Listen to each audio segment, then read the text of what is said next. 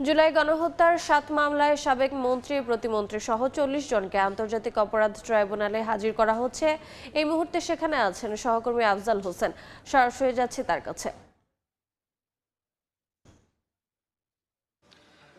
জুলাই আগস্টের মানবতাবিরোধী অপরাধের মামলায় আজকে সাবেক মন্ত্রী, প্রতিমন্ত্রী সহ ৭টি মামলায় ৩৯ জনকে ট্রাইব্যুনালে হাজির করার দিন ধার্য রয়েছে। এরই মধ্যে কারাগার থেকে ১৮ জনকে ট্রাইব্যুনালে হাজির করা হয়েছে। এর মধ্যে সাবেক মন্ত্রী রয়েছেন ফারুক খান, সাবেক মন্ত্রী রয়েছেন কামাল আহমেদ মজুমদার, সাবেক প্রধানমন্ত্রী শেখ হাসিনার উপদেষ্টা তৌফিক এলাহি চৌধুরী, সাবেক সচিব জাহাঙ্গীর আলম।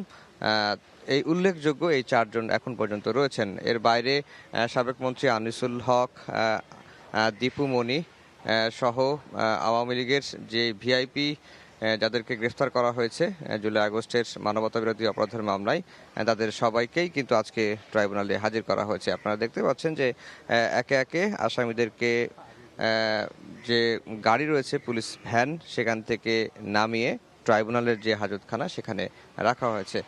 মূলত এই আজকে ৭টি মামলা শুনানির দিন ধার্য রয়েছে। মূল মামলাটি সেটি হচ্ছে যে আওয়ামী লীগের সাধারণ সম্পাদক ওবায়দুল কাদের, তিনি এই মামলার প্রধান আসামি। এই মামলায় আরও ৪৪ জনকে আসামি করা হয় এবং ৪৪ জনের মধ্যে ১৩ জন গ্রেফতার রয়েছেন, বাকিরা পলাতক রয়েছেন। এর বাইরে কক্সবাজারের যে মানবতাবিরোধী অপরাধ হয়েছে জুলাই আগস্টে, সেই মামলায় কয়েকজনকে আসামিকে হাজির করা হয়েছে। নরসিংদী, উত্তরা যে আজমপুরে যেখানে ২০০ জনের বেশি ছাত্র জনতাকে গুলি করে হত্যা করা হয়, সেই মামলাতেও বেশ কয়েকজনকে হাজির করার দিন ধার্য রয়েছে এবং এর মধ্যে হাজির করা হয়েছে। এর বাইরে আরও কয়েকটি জেলায় যে মানবতাবিরোধী অপরাধগুলো হয়েছিল জুলাই আগস্টের আন্দোলনের সময় ৩ সপ্তাহে, সেই মানবতাবিরোধী অপরাধের মামলায় আসামিদেরকে এখন ট্রাইব্যুনালে হাজির করা হচ্ছে। আপনারা সেটি দেখতে পাচ্ছেন।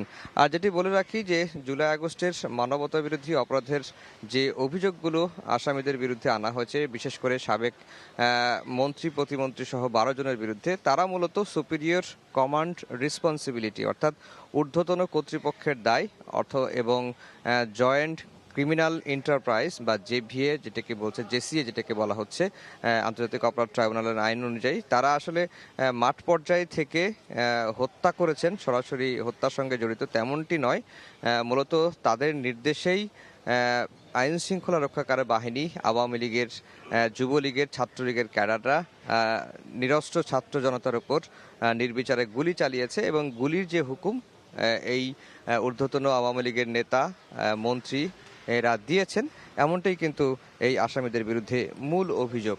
আর যেটি বলে রাখি যে আজকে এই মামলার তদন্ত প্রতিবেদন দাখিলের দিন ধার্য রয়েছে এবং তদন্ত প্রতিবেদন দাখিল হবে কি হবে না সেটি হয়তো প্রসিকিউশন কিছুক্ষণের মধ্যে যখন ট্রাইব্যুনালের বিচার কার্যক্রম শুরু হবে তখন ট্রাইব্যুনাল জানাবেন। তো এই ছিল আন্তর্জাতিক অপরাধ ট্রাইব্যুনাল থেকে আমার কাছে সবশেষ খবর। সরাসরি যুক্ত ছিলাম আন্তর্জাতিক অপরাধ ট্রাইব্যুনালে।